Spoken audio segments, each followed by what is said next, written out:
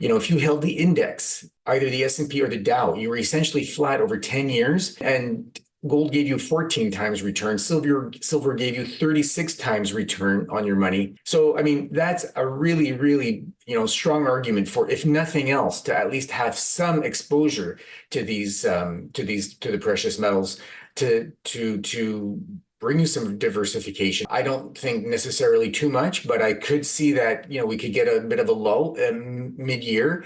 And then I think, but overall, it'll pick back up, and it'll be probably a strong first, both and second half of 2024 for both precious metals. In a reflection on the current economic landscape, PeterKrauth, editor of the Silver Stock Investor newsletter, suggests that the trajectory of this decade is likely to mirror the events of the 1970s. Drawing parallels to that era when the stock market remained relatively flat, precious metals, particularly gold and silver, experienced significant appreciation amidst stagflation. Over the past decade, gold has demonstrated a formidable 14-fold return, while silver has outperformed with an impressive 36-fold return.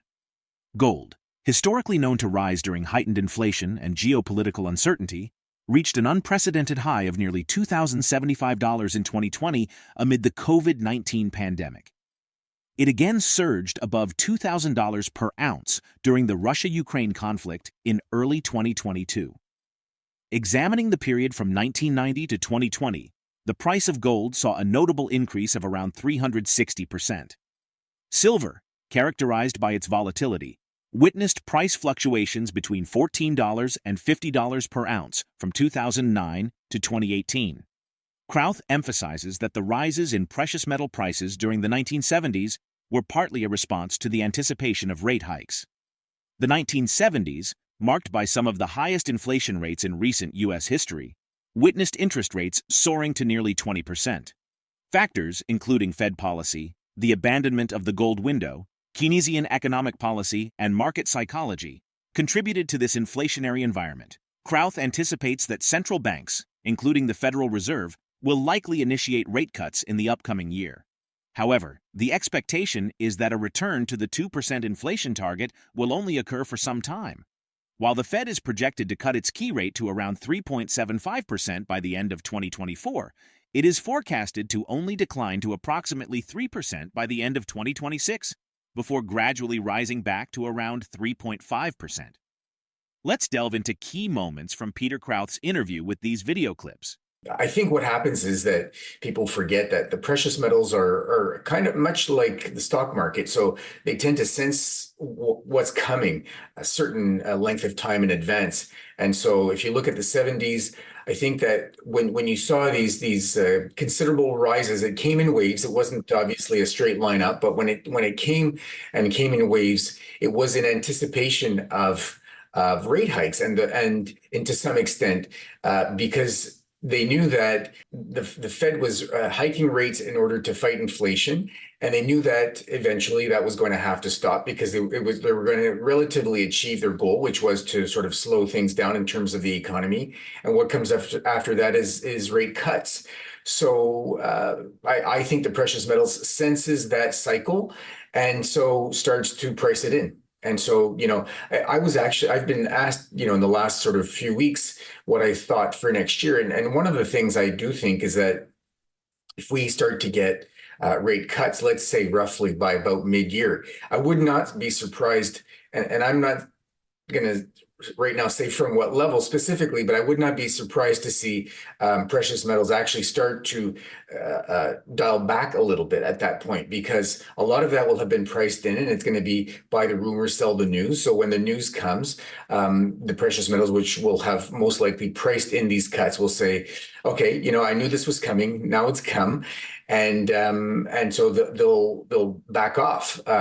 Again, I don't think necessarily too much, but I could see that, we could get a bit of a lull mid-year.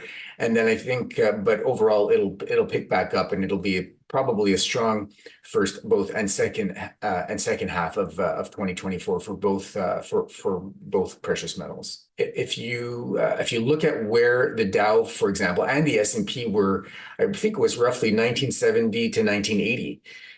You had huge returns in silver and in gold. Gold was up from memory, about, I believe it was 1400%. So 14 times from say 70, 71 to 1980. You had silver up, I believe it was 3,600%. So 36 times from 71 to 1980. And without accounting for inflation, you had the S&P and the Dow were basically flat.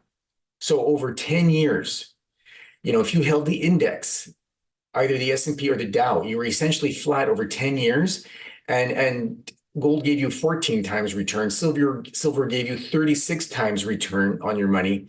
So, I mean, that's a really, really, strong argument for, if nothing else, to at least have some exposure to the precious metals, to bring you some diversification and not really completely rely on stocks. And bonds are something else completely. I mean, and I do think that we're going to continue to have, yes, the Fed will likely start cutting, central banks will start cutting, this coming year.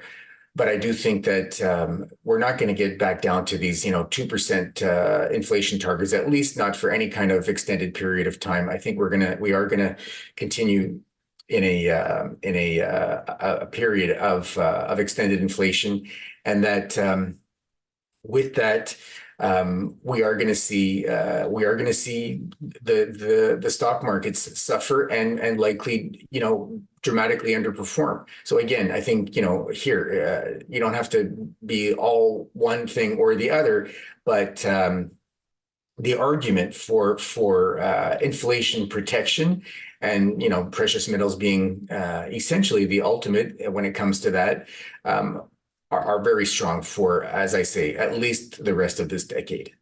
PeterKrauth emphasizes that the current state of the gold market, with prices exceeding $2,000 per ounce and achieving historic highs in major fiat currencies, unmistakably signals a bull market. Recently, the precious metal reached an intraday record of $2,135.39 per ounce, a milestone attributed partly to its haven status. Traditionally, gold tends to thrive in times of heightened global volatility. As investor attention pivots towards gold, recognized for its robust performance, Krauth highlights that silver naturally emerges as an appealing alternative due to its more accessible pricing and the increasing demand for silver as a haven. While gold captures the headlines, silver, often considered its junior counterpart, has quietly followed suit. It has experienced a 17% increase since October, reaching $24.35 per ounce. This synchronized movement underscores silver's resilience and attractiveness in the market, especially regarding gold's prominence. On a global scale, the forecast for total silver demand in 2023 anticipates a 10% easing, settling at 1.14 billion ounces. This projection reflects a delicate balance, with gains in industrial applications offset by losses in all other key segments. Let's get back to the interview. Yes, I do see the risk of softening industrial demand having an effect on the price, and I would not discount that risk or that risk factor. Certainly, it's there, but I would say that there are some reasonable odds that gets tempered by, as you say, one of the ways that would be tempered is through demand for safe haven in silver. Obviously, gold at $2,000 an ounce and now above 2,060 or 70 almost. That's pricey, and it's at or near record highs in absolutely every major fiat currency. So that's pretty dramatic, and that's certainly one way that we've seen historically that defines a bull market for gold. So silver tags along. People will become a lot more, I think, this year aware of what's going on in the gold market. It's quite surprising, actually, that it hasn't attracted more attention, especially with, I mean, it has started to, certainly with now being above 2,000 and at or near record highs for extended periods. So I think that's going to continue to attract more attention. And then when people look at that and they see, an ounce of gold is $2,000, it's going to look pricey for many, and they're going to look for an alternative, and silver is that natural alternative. So I think that the safe haven status and the money status of silver will temper the risk of softness from industrial demand. And there's another aspect, I think, of industrial demand that we have to account for, and that is, especially if you look at the industrial uses of silver, and so many of them are energy transition related. Solar panels. It's in wind, wind energy. It's in EVs. It's in EV chargers. It's in 5G telecom. It's used in upgrading power grids. It's really ubiquitous and irreplaceable, in fact, in so many of its applications. So you could say, all right, so that's fine. All of these things are going to slow down if we have an economic, if we have a recession or if we have economic weakness. But to some extent, that will be tempered, and I think we saw it happen when we had the stimulus from COVID. We saw it. I think the perhaps not the first, but at least the second major event of that was in the financial crisis. Going back to 2008, 2009.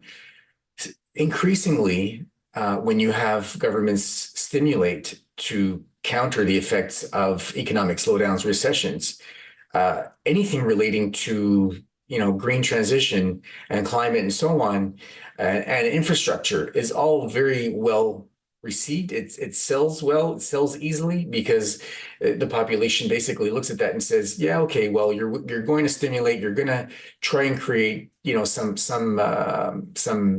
demand and some inflation potentially, obviously as well through that.